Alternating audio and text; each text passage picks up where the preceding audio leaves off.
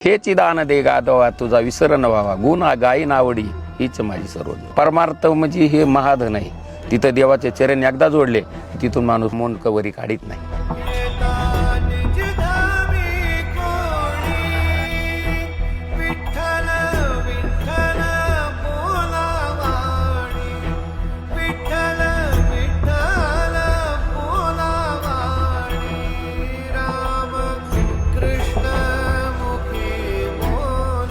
भक्तीविना जिने जळलो अजिरवाणी.